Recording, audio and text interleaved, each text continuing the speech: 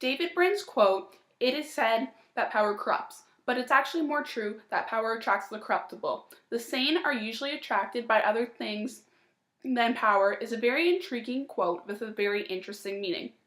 My interpretation of this quote is that Brin is trying to tell us that power itself is in fact not corrupted, but it is the people who search for this power who cause great damage to this world. The sane are usually looking for things that's greater than power, such as friendship or love, as it is more important. During my research, I have discovered that it is necessary to have power in this world. Power is necessary because without it, there would be nobody in charge, no leaders, no prime ministers, no presidents, and this would make it very difficult to make laws and rules. Therefore, the world would be chaotic. Leadership is an example of positive power. When someone is making good decisions, they are leading by example, and this is an example of how we can use power in a positive way. This is an example of how power is not corrupted, because since it is necessary in this world, we are doing something positive with it rather than negative. People who search for power to use it in a negative way, such as Hitler, are people who are actually the corrupted ones in this world, not power. They use power as a way to gain control over other things, other people, and this is why it is very negative and why power can become very dangerous. These people are actually the ones who are corruptible in this world, and we often mistake power as being corruptible, but they are just using power as an aid to get them where they want to go. It is actually the corruptible people who are corruptible in this world, and it is very unfortunate that we often blame their mistakes and their bad choices on power. I gathered from Brin's quote that the sane are usually attracted to other things than power. This is because power is not the most important thing in life, and they find that things such as friendship, love, family is more important because being in charge is not the most important thing to them. The first article I read was called Leadership, Strength versus Power, and it was written by Val Williams. The main idea of this article was that there is a very big difference between strength and power. Power is just being in charge. You're the boss of a company. You decide who you hire and whom you fire. You get to make all the decisions and you get to tell people what to do. This makes you powerful because of your position. This is an example of external power because power is not something that you possess inside of you, therefore it's external. The article speaks of strength in a much more positive way than power. A strong leader leads by example, and they are more likely to have people follow them because they are more respected and more of a role model. Strength is an example of internal power because the strength is what is inside of them. We also learn the importance of strength in this article because in this day and age, power can be so easily given and taken away. When power is taken away, you don't really have much left except for strength if you are a strong person. Strength is important because you need to be very strong to be able to bounce back from defeats, such as having a power or a title taken away from you.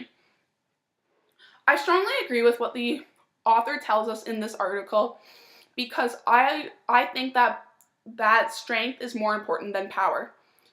Strength is more important than power because it is something that you have internally inside of you and it allows you to push through tough times. Power, since it can be so easily taken away, is not a quality of you personally. Also, if you are a strong leader, your colleagues or whoever you are leading will have much more respect for you rather than if you are just the powerful one. The second article I read was called Does Power Corrupt? Absolutely Not, and it was by Kate Pickert. This article has kind of the same idea as Brin's quote.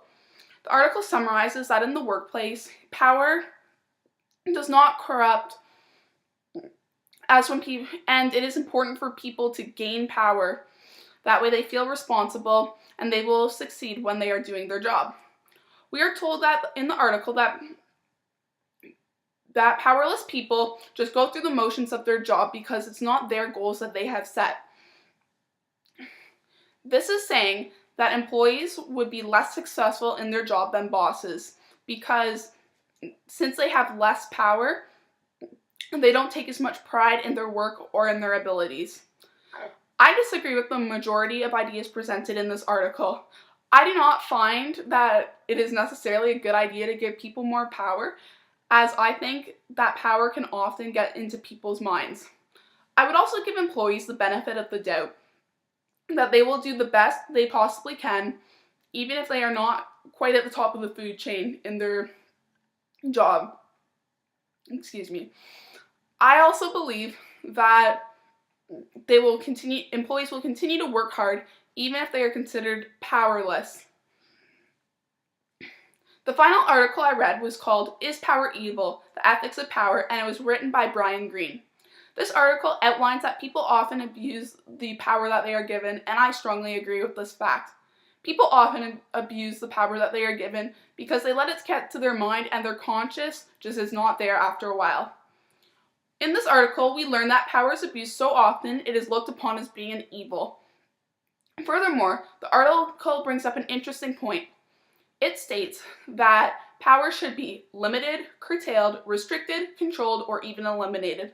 This is an interesting element brought up in this article because it causes the reader to think what the world would be like without an unlimited amount of power that people could receive.